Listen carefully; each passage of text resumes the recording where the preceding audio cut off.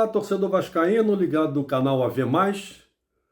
Estou passando aqui nesse Acorda Vascaíno, nessa manhã de sábado, véspera de um grande jogo, Vasco e Palmeiras, em Brasília. E você que está chegando agora no canal e não está inscrito, aproveite para se inscrever, dê o seu joinha, mande as suas mensagens, dê a sua opinião. Você vai ser muito bem-vindo aqui no canal, ok? Eu vou falar assim, basicamente de três assuntos. Um é a arbitragem do jogo Vasco e Palmeiras. A CBF escalou o árbitro Davi Lacerda, que é um árbitro do Espírito Santo. É um bom árbitro, está fazendo uma carreira muito rápida. Ele tem 29 anos e eu arrisco em dizer que ele é um forte candidato ao quadro da FIFA o ano que vem. Porque em 2023 ele apitou apenas um jogo da Série A, Campeonato Brasileiro. O ano passado ele já apitou 22 jogos, aproveitou todas as oportunidades, se destacou. E o ano passado ele apitou 3 jogos do Vasco. A derrota para o São Paulo por 3-0. Outra derrota para o Corinthians por 3-1. E uma vitória do Vasco sobre o Atlético Mineiro por 2-0. E apitou 2 jogos do Palmeiras. São 2 vitórias, uma sobre o Juventude por 3-1 e a outra sobre o Cruzeiro por 2-0. Então ele foi muito bem o ano passado. Esse ano ele já apitou 4 jogos nessas 6 rodadas, apitou 4 jogos do Brasileiro da Série A e 2 jogos da Copa do Brasil. Não fez qualquer jogo do Vasco e nem do Palmeiras. Ele é um bom árbitro. É um árbitro que tem em média aí 5 cartões amarelos por jogo, mais ou menos. Agora vai ser um jogo muito difícil para a arbitragem pela situação das duas equipes, dos 2 clubes. O Vasco nessa pressão, porque não consegue jogar bem, não consegue mostrar uma boa performance. Muitos problemas dos jogadores, demissão do técnico, técnico interino, o Vasco tentando contratar um outro treinador. Então o Vasco numa pressão muito grande. Nos últimos 6 jogos do Vasco, foi apenas uma vitória, 3 empates e 2 derrotas. Então o Vasco está muito pressionado. E o Palmeiras, ao contrário, está querendo brigar pela primeira posição. Então são 2 situações distintas, mas 2 situações de pressão, cada uma com seu objetivo. E tem um complicador, fora do campo, que é a comissão técnica do Palmeiras. Normalmente o treinador e o assistente técnico são 2 pessoas que não têm um melhor comportamento, fora das 4 linhas ali. Então eles estão sempre muito nervosos, muito agitados, pressionando muito a arbitragem. Qualquer marcação que eles não concordem, eles já vão pressionar o 4º árbitro. Enfim, é sempre um problema muito grande a comissão técnica do Palmeiras, especialmente seu treinador e o assistente técnico. Botam muita pressão na arbitragem. E o Davi Lacerda, então, vai ter que ter muita tranquilidade e ao mesmo tempo, pulso firme, assim como o 4º árbitro. O 4º árbitro é o Maguielson Lima, que é o 4º árbitro, ele é de Brasília mesmo. Vai ter que ter muito jogo de cintura e, ao mesmo tempo, não deixar que esses dirigentes, esses membros da comissão técnica se excedam nas reclamações.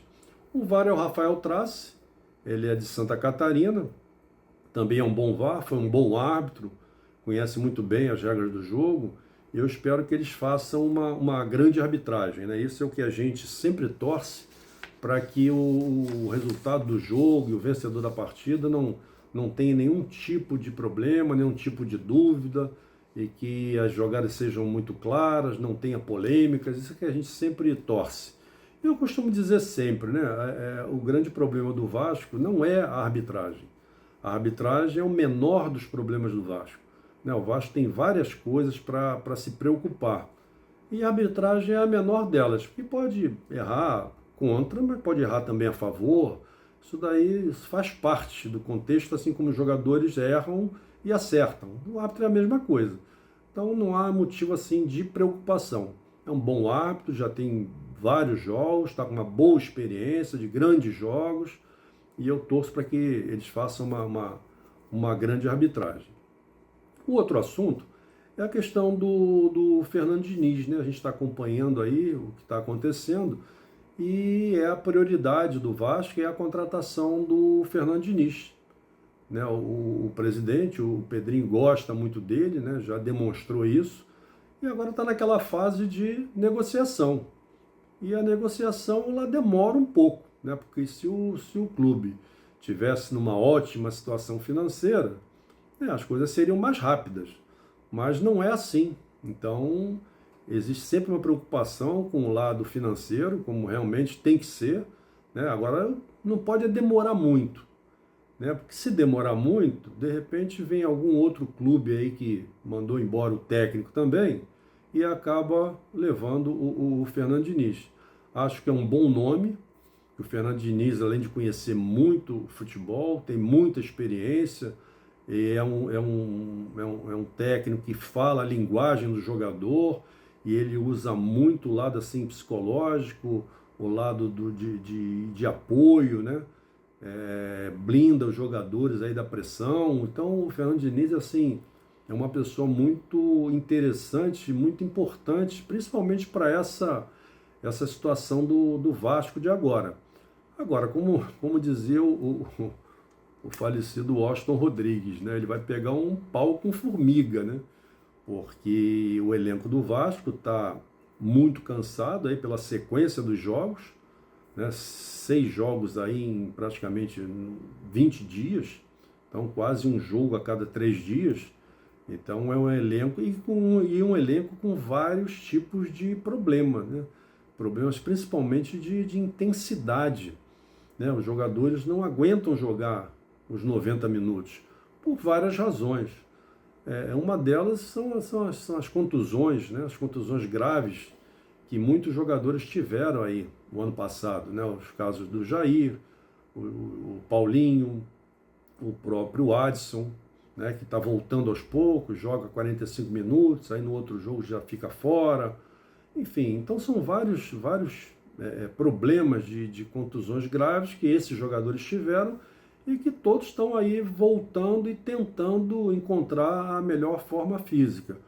Tem alguns jogadores já com idade avançada, que é um outro complicador para essa baixa intensidade, e tem jogador, que é o caso do Nuno, por exemplo, que é um bom jogador, mas ele está em final de temporada, né? Porque ele estava na Europa, a Europa está no final da temporada. Então ele já jogou a temporada inteira, né? Não teve férias, não teve nada, e ele, quando chega com 15, 20 minutos aí do segundo tempo, também está bastante cansado. Então é um problema, né, que o Fernando Diniz vai encontrar, esse problema de falta de intensidade. Isso é muito gritante. O Vasco ainda joga no primeiro tempo, chega no segundo tempo, cai demais o ritmo. Por isso é que o Vasco, quando às vezes faz um gol, ele começa a se defender para tentar se poupar, né? Para de atacar, para de pressionar, porque ele quer garantir aquele resultado ali. E nem sempre consegue, né? Porque o adversário fica na pressão por tanto tempo e acaba conseguindo empatar o jogo. Então o Fernando Diniz vai encontrar esse tipo de problema, mas ele é um técnico com bastante experiência e sabe entender esses problemas dos jogadores, e com certeza ele vai dar um ganho para essa equipe. Apesar de que, a meu ver, quem ganha jogo é jogador. Então o Vasco tem que conseguir contratar bons jogadores na próxima janela. Não dá para ficar contratando jogadores para compor elenco. Agora o Vasco tem que partir para qualidade e não para quantidade. Existe uma base formada, o Vasco tem uma espinha dorsal, tem uma base, então não há necessidade de contratar 10 jogadores, 8 jogadores, 12 jogadores, não há essa necessidade. É fazer contratações assertivas naquelas posições principais, principalmente, né, nas beiradas do campo, que isso daí já tem mais de um ano que o Vasco está querendo esses jogadores para a beirada de campo, e tentou alguns jogadores, não conseguiu, e aí trouxe o Nuno, que é um jogador que não é de meio, não é de beirada, é mais de armação de jogada, é mais de meio. O Garré também, que não é de beirada, é mais um meia, né? E o Lloyd, que é de beirada, mas ainda também não conseguiu mostrar todo o futebol. Então a situação do Vasco ainda é complicada nesse ponto, numa posição que é muito necessária e que o Vasco até agora não conseguiu resolver. Então nessa janela o campeonato vai parar no dia 13 de junho, né, em função do Mundial de Clubes, vai dar uma parada, mas até lá nós teremos 12 rodadas do Campeonato Brasileiro, vai ser com esse time. Agora, a partir daí, o Vasco então tem que partir para algumas contratações importantes e assertivas, naquelas posições que o time realmente está precisando. Então chega dessa coisa de quantidade de jogadores. Agora é partir para qualidade. Contratações pontuais e que os jogadores cheguem para assumir as posições titulares do time. Isso é que o Vasco está precisando. Bom, outro assunto que tem se comentado muito tem se falado nas redes sociais, nos comentários, nos programas esportivos, foram as declarações do Felipe na coletiva sobre o Capasso. Então, eu vejo assim, pelo que eu tenho observado, pelo que eu tenho lido, que estão existindo muitas críticas àquilo a forma com que o Felipe se pronunciou, a forma com que o Felipe deu a opinião dele. Mas eu também fico pensando o seguinte, cara, o Vasco, ele facilitou o Capasso, jogador do Vasco, o Vasco investiu no Capasso, né, cerca de 10 milhões, e o Capasso não acertou no Vasco. Né? E ficou muito marcado aquele Vasco-Flamengo, que deu a bola nos pés do Pedro, o Pedro fez o gol, e ficou muito marcado ali. Além desse jogo, teve outras atuações dele também que não agradaram em nada, não somaram nada. Né? Foi um jogador comum no Vasco, tanto que o Vasco o emprestou. Ele foi lá para o Olímpia, acabou sendo campeão lá no Paraguai, que é um futebol também de nível, né, discutível, e voltou para o Vasco. O Vasco, a meu ver, agiu muito assertivamente, né, de uma forma muito clara, muito transparente, e comunicou a ele: ó, Capaz, nós não contamos com você para a temporada 2025. Nós temos outros planos. E o clube tem todo o direito de escolher, né, os jogadores que vai querer trabalhar na temporada. E o Capasso não fazia parte desse plano. E o clube informou isso a ele, que ele não fazia parte, mas que Vasco faria a negociação se ele recebesse propostas. E o Vasco recebeu várias propostas. Né? Clubes da Europa, clubes da América do Sul, clubes até do Brasil mesmo. E o Capasso simplesmente não aceitou qualquer proposta. Então, o que passa pela cabeça do jogador, né? Como é que você interpreta isso? O clube diz que não conta com ele, diz que ele está fora dos planos para a temporada. O clube recebe propostas de outros clubes interessados nele e ele simplesmente não aceita. Quer dizer, se o Vasco não quer que ele jogue, e ele também não quer jogar em outros clubes. Então o que ele quer? Parece assim, muito simples, né? Ele quer ficar do jeito que está, fica recebendo o salário do Vasco, o contrato dele vai até dezembro, só que 6 meses antes ele pode assinar um pré-contrato com outro clube, e aí ele sai bonito e formoso no final do ano, logicamente, mas já com tudo assinado, com um novo clube, e o Vasco perde o investimento que fez. Ou seja, o Vasco que deu a oportunidade a ele, que tirou ele do clube, né, que ele estava lá na Argentina, trouxe ele para cá, né, o contratou, ele teve a oportunidade de ir para um outro centro. Foi campeão, inclusive, né? E com a oportunidade que o Vasco abriu para ele. E o Vasco usou de toda a transparência. E tem todo o direito, não queria contar mais com o jogador. E aí o jogador recebe as propostas e não aceita nenhuma delas. E se ele não aceita nenhuma delas e o Vasco não vai colocar ele para jogar, ele vai ficar recebendo, sem jogar, treinando separado. E quando der os 6 meses, ele assina um pré-contrato. Ao final do ano ele sai, dá uma banana para o Vasco, e o Vasco perde todo o investimento que fez nele. Quer dizer, ele não está nem aí para o Vasco, cara. Ele não respeitou o Vasco. Essa é a realidade. E aí chega numa coletiva, né? O Vasco nessa pressão toda, e numa coletiva em que o time atuou muito mal novamente, no jogo com o Operário, a coletiva após o jogo do Operário, e aí vem a pergunta sobre o Capasso.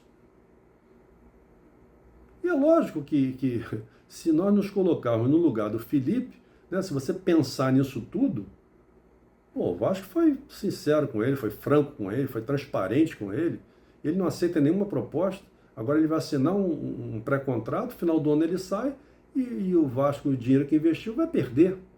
Quer dizer, então o Felipe está ali fazendo parte, interinamente como técnico, mas fazendo parte da direção do Vasco. Então está feliz com ele. Está feliz com ele. E aí vem a pergunta sobre ele. É lógico que o ideal seria o Felipe estar ali, né, todo bonito. Não, porque o Capasso, a gente não está interessado, ele não faz parte dos planos, dá aquela respostinha padrão, né? Dentro da caixinha, padrão. Só que o momento não é esse, cara. O momento é de muita pressão no Vasco, os resultados não vêm, todo mundo de cabeça quente, e o jogador ainda faz isso. E o pior não, e para completar, o jogador ainda vai para as redes sociais, ainda coloca várias postagens, como se estivesse debochando do Vasco, como se estivesse ironizando o Vasco. Quer dizer, e aí o Felipe, então, tem que ser a Madre Teresa de Calcutá, né? Tem que ser o Gandhi, tem que dar uma resposta bonita, bela e formosa. Não tem, pô. Por quê? Se existe essa rota de colisão aí, que não tem conserto, não tem conserto. Né? Porque depois que o jogador não aceitou as propostas, o Vasco não quer que ele jogue, não conta com ele. E ele ainda vai para as redes sociais, coloca várias fotos e fala algumas coisas lá, ironizando, debochando do clube. Pô, que é o quê? Aí o Felipe não podia dizer, se ele fosse um bom zagueiro, o Vasco não teria emprestado. O Felipe não podia dizer isso. Agora o jogador pode ficar botando fotozinha nas redes sociais, ele pode. E aí o diretor do Vasco não pode dar uma resposta também forte para ele, para a pergunta lá na coletiva. Por que não pode? Pode, pô. Para mim, na minha opinião, pode. E foi muito bem colocado, na minha opinião. Não tem que, vou dar uma resposta padrãozinha, o que todo mundo está esperando. O Capasso não faz parte dos planos do Vasco, uma resposta toda bonitinha. Não, cara. Ele não está agindo corretamente. Porque se ele estivesse agindo corretamente, o que deveria ter feito? O clube falou, o Vasco não quer que eu jogue nessa temporada. O clube tem todo o direito, cara. Mas não colocou empecilho na saída dele, não. Aceitou as propostas. Então, qual era o normal? Qual seria o normal? Qual é a melhor proposta para o Vasco? E qual é a melhor proposta que atende o jogador? É o clube tal. Beleza. Então é um negócio bom para todo mundo. Ficaria um negócio bom para o Vasco, que receberia um investimento feito ou parte do investimento feito. Seria um bom negócio para o clube que está contratando e seria um bom negócio para ele que iria jogar, pô. Ia ganhar o dinheiro dele, mas jogando, trabalhando. Isso seria o ideal. Agora, o jogador não quis nada disso.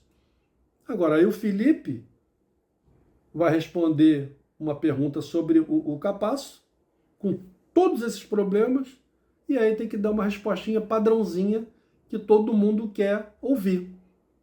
E que, aliás, o Vasco já colocou há meses. O Vasco já disse que não conta com o jogador há meses atrás. Não é de agora, não. Há muitos meses atrás já falou que não contava com o jogador. E aí fica todo mundo horrorizado com a resposta do Felipe. Eu não fico, cara. Eu não fico. Eu acho que o Felipe respondeu do jeito que, sem atacar o jornalista, falou, você gosta dele? Eu não gosto. E daí? E sim, e quem é no Vasco que gosta dele? Depois dele fazer o que fez, depois dele vir fazendo o que está fazendo. Quem é no Vasco que gosta dele? Ué, então o Felipe só externou isso, cara. E desde quando externar alguma coisa é um problema tão grave assim como está sendo colocado? Então, para mim, o Felipe respondeu à altura do que o jogador merece, cara. Porque o papel do jogador não foi um papel de um jogador sério, um jogador correto, um jogador que respeita o clube que lhe deu oportunidade. O jogador não pensou em nada disso e vai nas redes sociais ficar sacaneando o clube. E aí o Felipe dá uma resposta forte. Se ele fosse um bom zagueiro, o Vasco não teria emprestado. E daí? É isso mesmo. É isso mesmo. Porque se fosse um bom zagueiro, estaria jogando, pô. Ué, estaria no plantel. Mas o Vasco entendeu que ele não é um bom zagueiro, como não é realmente. Ele não é melhor que o João Vitor, ele não é melhor do que o Lucas Freitas, ele não é melhor, pô. Não é mesmo, pô. Então, para mim, a resposta do Felipe, eu aprovo. Eu não vou ficar com mimimi, não, nesse futebol chato de mimimi, não. Então, se o jogador está agindo desse jeito, a resposta do Felipe foi à altura. É o que o jogador merece. Ok, torcedor? Essa é a minha opinião. E o torcedor também fica à vontade para dar a sua opinião sobre a minha opinião. Ok? Então, eu fico aguardando aí as opiniões de você, torcedor vascaíno. Ok? Um grande abraço e até o próximo Acorda.